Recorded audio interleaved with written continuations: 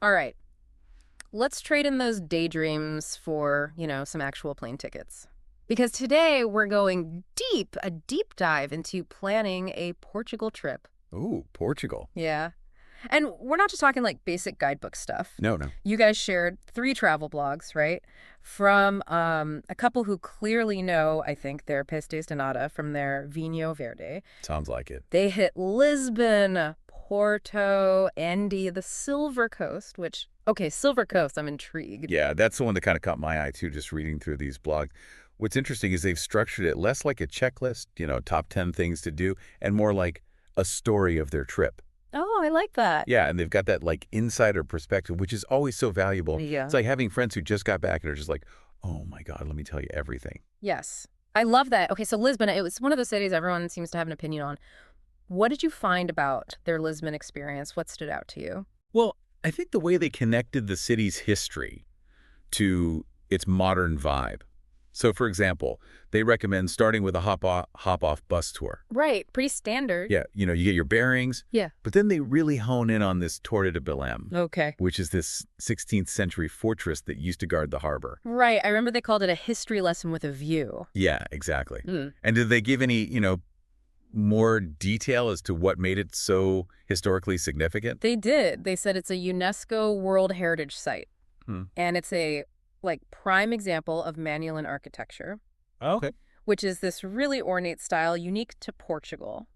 Oh. Like intricate carvings, nautical motifs, all that. It's like stepping into a history book, but way more Instagrammable, right? Yeah, no filter needed. Exactly. So it's not just a pretty building, it's like a symbol of Portugal's seafaring past, right? Like when they were exploring new worlds and all that. Yeah, yeah. Now I'm picturing those explorers setting sail, looking back at that tower as they leave.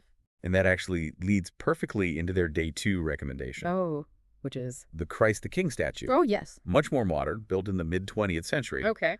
But its placement across the Tagus River almost mirrors the Torre de Belém, right? Oh, interesting. So it's like a bookend to the city's maritime story. Wow, I hadn't thought about it like that. But, okay, for me, the statue is all about those panoramic views. Oh, the views are incredible. Did they recommend any other spots for, getting that bird's eye perspective? Definitely. They were big fans of Alfama. Oh, yeah, the Alpha District. With those narrow, winding streets, Moorish influences, they suggest exploring the Castelo de São Jorge, Okay, yeah. a medieval castle which has seen Romans, Visigoths, Moors. Talk about layers of history. It's amazing how a single place can hold so many centuries of stories. It really is. But, I'm also curious about their museum recommendations, because sometimes, those can feel a bit tourist trappy. Yeah, for sure. Yeah. But this is where their personal tastes really shine through, Mm-hmm. because they kind of bypass some of the bigger, more famous museums, and they suggest the Museu Nacional do Azulejo, Okay. which is dedicated entirely to those beautiful blue and white tiles. Oh, yes, the azulejos. I knew they'd come up. You can't talk about Portugal without talking about azulejo. Exactly. And so by focusing on just this one museum, they're kind of encouraging a deeper dive into a single aspect of Portuguese culture. Exactly. I love that. Did they mention any other offbeat museums or experiences like that? They did. On their 4th day, they visited the Palacio Nacional de Queluz, Okay. which is a palace just outside of Lisbon. It's this amazing blend of Baroque, Rococo, and neoclassical styles. They said it was less crowded than some of the more famous palaces. Okay, I like that. And they really got a sense of royal life back in the day. So instead of just hitting the must-see list, they're finding places that offer a different kind of experience. Exactly. That's great. Did they have any practical tips for getting around Lisbon, especially with all those hills? Comfortable shoes. Yes. Absolutely essential. Yeah. They're also big advocates for public transportation, Okay. especially the vintage trams. Oh, yeah, those are iconic. Oh, yeah. Yeah. And also utilize the city's network of lifts and escalators to navigate those steep inclines. Right, right. Yeah. And of course, no trip to Lisbon is complete without trying, the food scene. The food, yes. Did they have any culinary recommendations that stood out to you?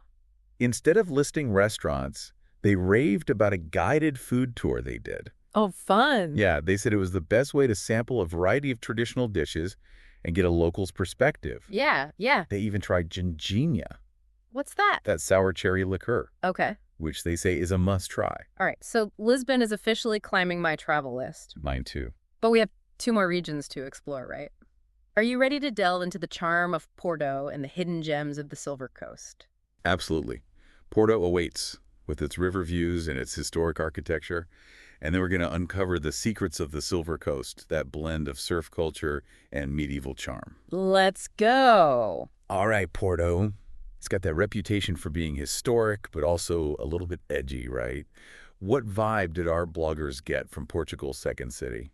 Well, they were struck by how different it felt from Lisbon, even though they're both coastal cities. Hmm. Porto has this like grittier feel, Oh, more industrial, okay. but with these pockets of beauty tucked away. They called it a city of contrasts, which I think is very fitting. I love that. Yeah. Do they have any advice for, how to approach exploring a city with so many different sides to it? Well, they suggest starting with a landmark that embodies that blend of old and new, the Palacio de Bolsa, Okay. the former stock exchange building. Right. And it's this stunning example of neoclassical architecture, but then the interiors, Uh-huh. oh, they're incredibly ornate, drawing on Moorish and Gothic influences. So I'm picturing like a very serious looking building on the outside, and then bam, you step inside and it's like a fairy tale palace. Exactly.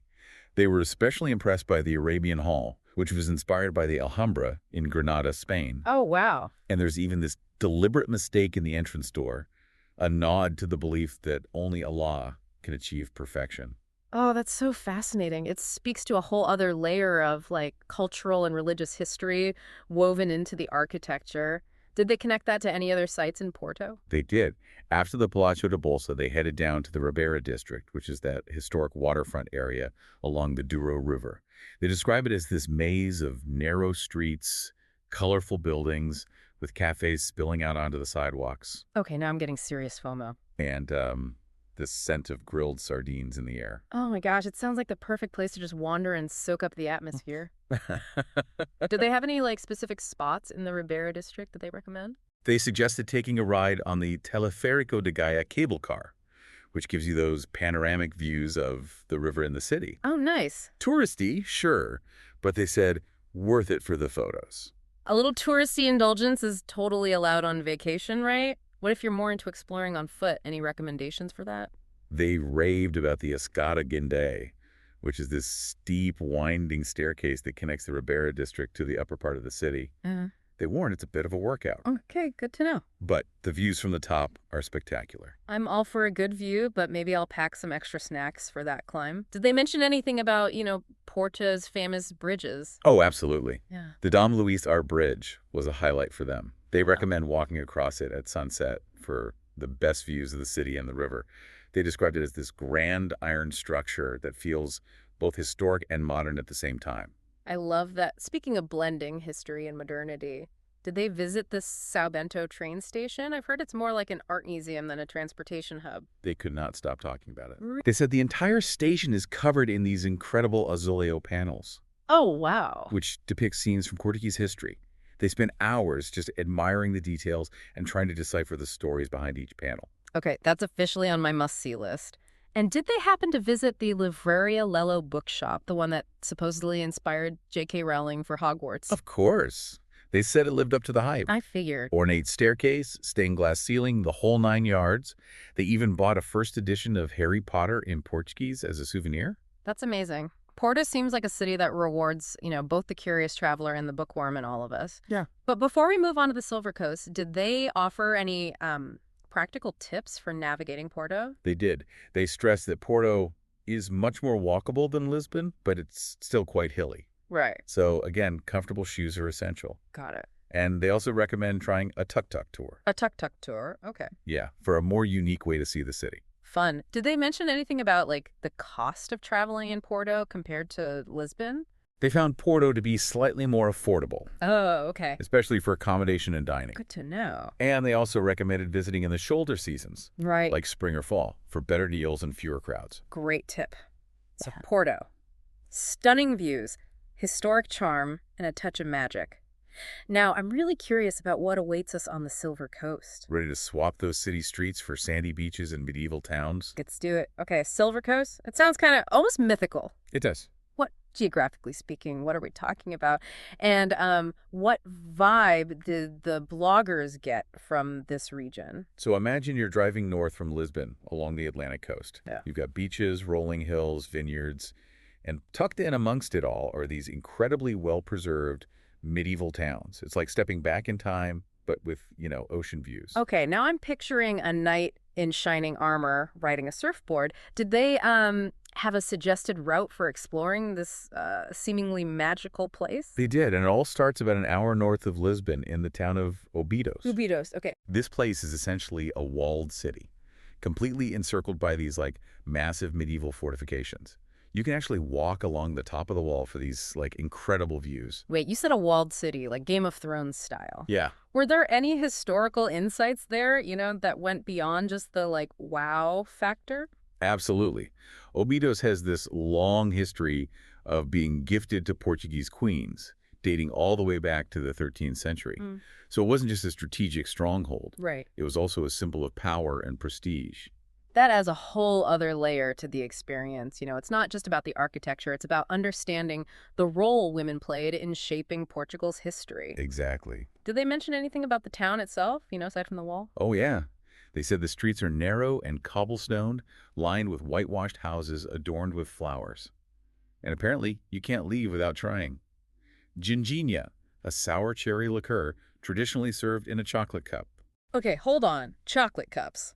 That's, next level adorable.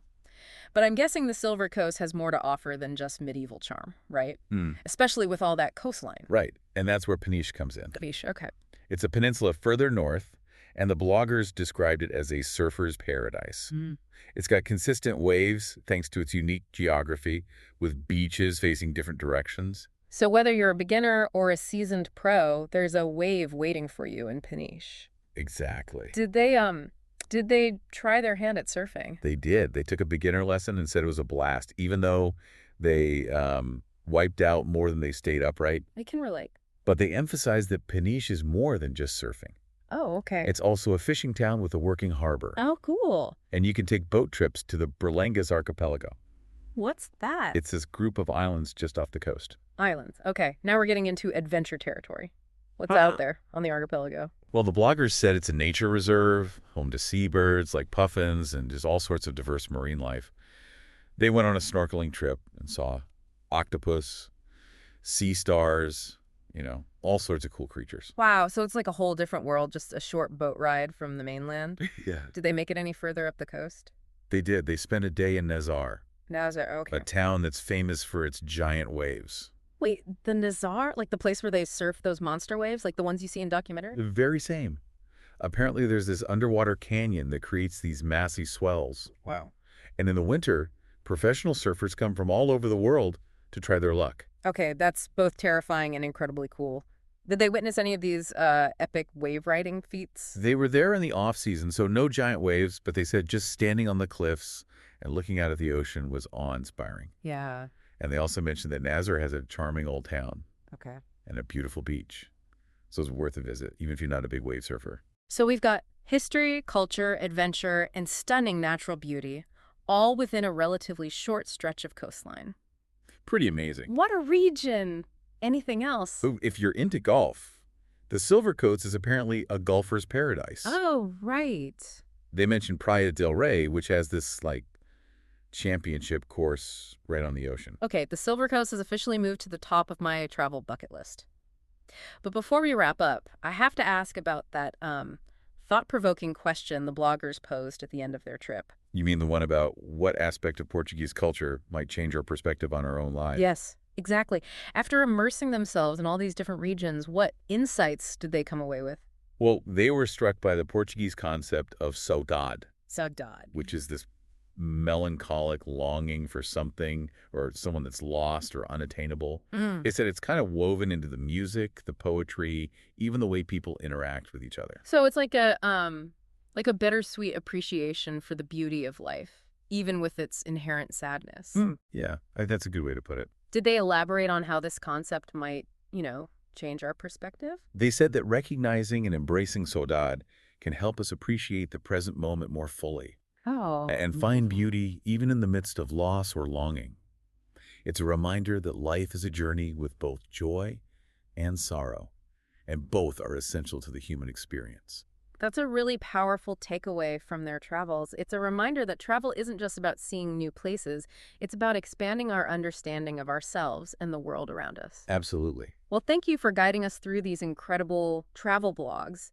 I feel like I've already experienced a taste of Portugal, and I'm so ready to plan my own adventure. Me too. And for all of you listening, we'd love to hear about your Portugal experiences, whether it's a favorite memory, a hidden gem you stumbled upon, or maybe even a moment that changed your perspective. Until next time, happy travels, everyone.